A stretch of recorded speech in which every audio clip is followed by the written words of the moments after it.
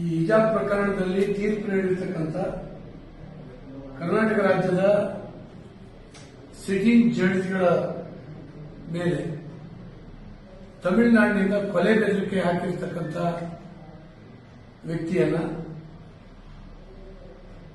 ಕರ್ನಾಟಕ ಪೊಲೀಸರು ಈ case register ಮಾಡಿ ಬಾಡಿ ವಾರೆಂಟ್ ತಗೊಂಡು ಹೋಗಿ ತಮಿಳುನಾಡಿನಿಂದ ಕರ್ಕೊಂಡು ಬಂದಿದ್ದಾರೆ. ಇವತ್ತು ರಹಮತುಲ್ಲಾ ಅಂತ ಹೇಳಿ ಮಧುರೈನಿಂದ ಕರ್ಕೊಂಡು ಬಂದಿದ್ದಾರೆ. ವಿಶೇಷವಾಗಿ ತೀರ್ಪು ನೀಡಿದ ನ್ಯಾಯಾಧೀಶರ ಮೇಲೆ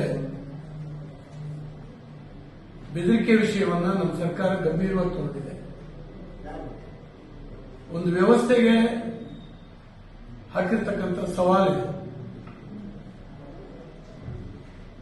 ಇಂತಹ ಪ್ರವೃತ್ತಿಯನ್ನ ಬಗ್ಗು ಬಡಿಬೇಕಾಗಿದೆ. ಸಮಾಜದಲ್ಲಿ ಅರಾಜಕತೆಯನ್ನ ಸೃಷ್ಟಿಸುವ ಪ್ರಯತ್ನ ಇದೆ. ಇದರಲ್ಲಿ ತಮಿಳುನಾಡು ಪೊಲೀಸರು ಕೂಡ ನಮಗೆ ಸಹಕಾರ ನೀಡಿದ್ದಾರೆ. 8 ದಿನಗಳ ಕಾಲ ಇವತ್ತು Karnataka magistrate, Bengaluru magistrate police ಕಸ್ಟಡಿಗೆ ಅವರನ್ನ ಕೊಟ್ಟಿದ್ದಾರೆ. ಹಾಗಾಗಿ ಈ ಬಗ್ಗೆ ಬಹಳ ಗಂಭೀರವಾಗಿ ನಮ್ಮ ರಾಜ್ಯದ ಪೊಲೀಸರು ವಿಚಾರಣೆಯನ್ನು ನಡೆಸ್ತಾರೆ.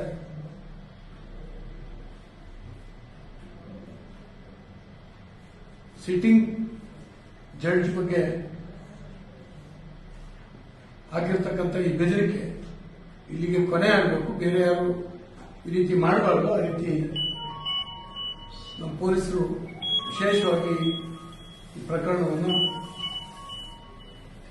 ಗಮನಿಸ್ತಾ ಇದ್ದಾರೆ.